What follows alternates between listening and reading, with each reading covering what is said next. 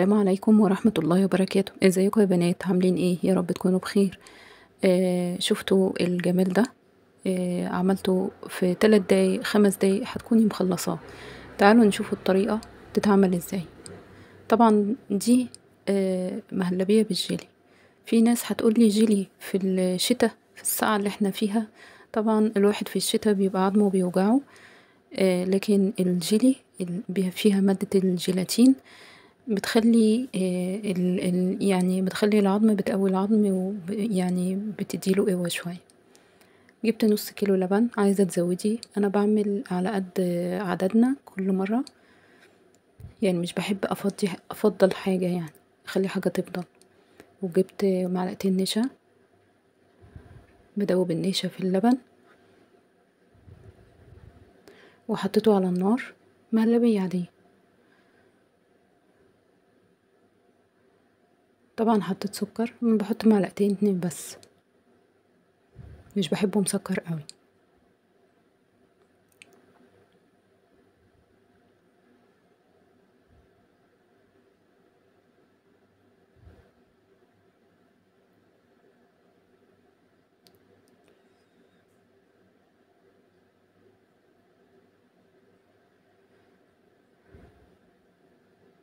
بس كده عبيته في الكاسات والاطباق بتاعتي.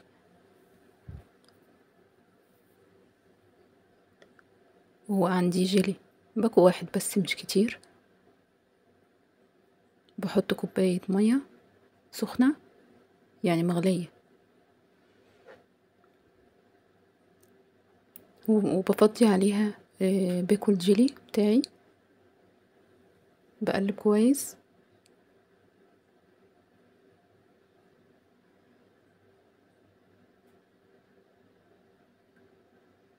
بعد ما بقلب كويس بحط مية متلجة، يعني من التلاجة.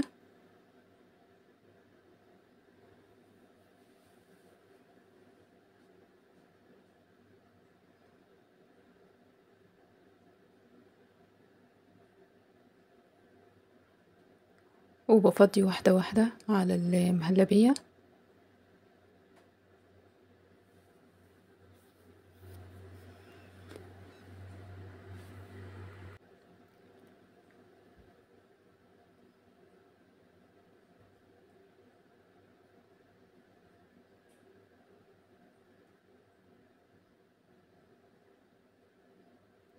عايزة اقول لكم التغيير مطلوب في كل حاجة في حياتنا.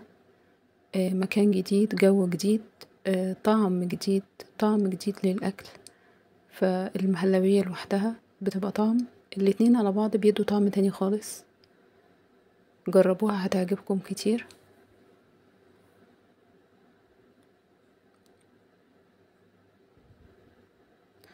بعد ما فضيت الأطباق بحطها في التلاجة. هي ساعتين 2 بس، احنا في الشتاء بتكون جمدت. وده شكلها النهائي. اتمنى الفيديو يكون عجبكم. ما تنسونيش في لايك وشير وسبسكرايب علشان يوصل لكم كل جديد. وطبعا لازم ندوق.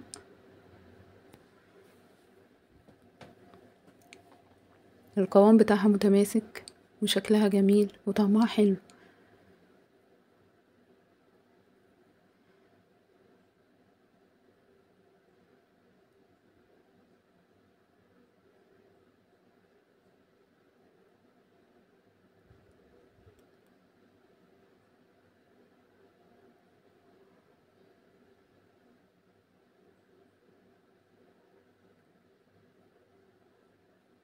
طبعا بنتي عايزاني اقفل الفيديو علشان تاكل هي كمان.